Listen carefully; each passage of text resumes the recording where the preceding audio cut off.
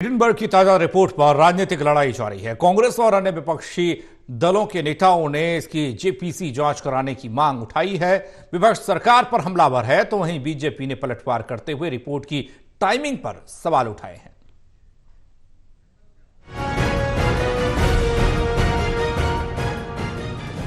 Hindenburg report को लेकर कांग्रेस और बीजेपी आमने सामने हैं।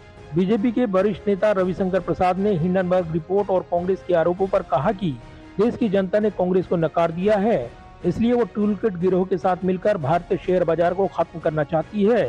रविशंकर प्रसाद ने बीजेपी मुख्यालय में प्रेस कॉन्फ्रेंस कर कांग्रेस पर आरोप लगाए हैं। रविशंकर प्रसाद ने कहा है कि हिंडनबर्ग के मेन इन्वेस्टर अमेरिकी बिजनेसमैन भारत विरोधी जॉर्ज सोरोस हैं। राहुल गांधी उनके एजेंट हैं। पीएम मोदी से नफरत करते करते देश से नफरत करने लगे हैं। हिंडनबर्ग में किसका इन्वेस्टमेंट है आपको मालूम है? जॉर्ज सोरोस का। यह महाशय कौन है जो भारत के खिलाफ नियमित प्रोपेगेंडा चलाते हैं? इंडिया डेमोक्रेसी नहीं है, इंडिया सेफ नहीं है, वगैरह वगैरह। और इस हद तक है कि मोदी के पूरे सत्ता को बदलना चाहिए, आह्वान किया था जनता से। ये वहां मेन इन्वेस्टर है।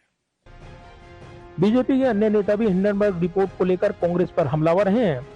बीजेपी प्रवक्ता सीआर केसवन ने कहा कि जुलाई में सेबी प्रमुख ने हिंडनबर्ग को नोटिस जारी किया था। इसमें उनसे शेयर बाजार के नियमों का उल्लंघन करने को लेकर जवाब मांगा गया था। इसके एक महीने बाद हिंडनबर्ग ने कारण बताओ नोटिस के जवाब में एक निराधार रिपोर्ट जारी की है। बीजेपी प्रवक्ता केसवन ने राहुल गांधी की तुलना ग्रेग चैपल से करते हुए कहा कि हिंडनबर्ग रिपोर्ट का सहारा लेकर कांग्रेस और विपक्षी गठबंधन इंडिया हिट एंड रन की तरह काम कर रहा है।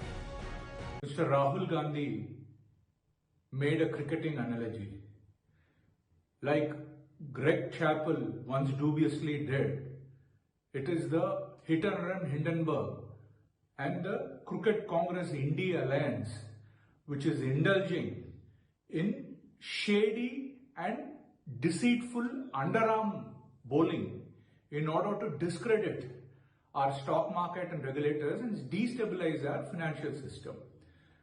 This conspiracy of this caucus and their desperate attempts will miserably fail because India, under the leadership of Prime Minister Narendra Modi ji, our economy is just not stable and strong. It's the fastest growing economy in the world.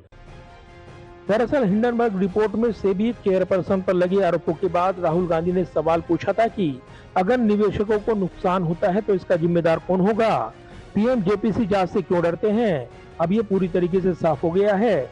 Rahul Gandhi ने कई सवाल उठाते हुए कहा कि सेबी प्रमुख ने इस्तीफा क्यों दिया? निवेशकों ने पैसा गंवाया तो ये किसकी जिम्मेदारी बनती है? क्या सुप्रीम कोर्ट इसका स्वतः संज्ञान लेगा? अब कांग्रेस हिंडनबर्ग रिपोर्ट के ताजा खुलासे के बाद लगातार जेपीसी जांच की मांग कर रही है।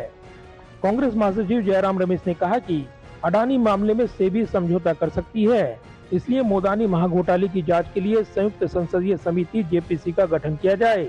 जयराम रमेश ने कहा कि सुप्रीम कोर्ट को जांच को सीबीआई या एसआईटी को हस्तांतरित करना चाहिए, साथ ही सेबी अध्यक्ष को इस्तीफा देना चाहिए। इधर हिंडनबर्ग के आरोपों को सेबी और अडानी समूह ने बेबुनियाद बताया है। सेबी ने कहा है कि उसने सेबी समूह के खिलाफ सभी आरोपों की जांच की है। चेयरपर्सन माधवी बुच ने समय समय पर सभी खुलासे किए हैं। उन्होंने हितों के संभावित टकराव से जुड़े मामले से खुद को अलग किया है। इससे पहले अमेरिका की कंपनी हिंडनबर्ग ने 10 अगस्त को एक रिपोर्ट जारी कर दावा किया था कि सेबी प्रमुख माधवी पुरी बुच और उनके पति ने मॉरिशस की उसी ऑफशोर कंपनी में निवेश किया है, जिसके माध्यम से भारत में अडानी ग्रुप की कंपनियों में निवेश करवाकर अडानी ने लाभ उठाया था। इस रिपोर्ट के बाद एक नया राजनीतिक विवाद देखने को मिल रहा है। Pradeep Kumar, total news, Delhi.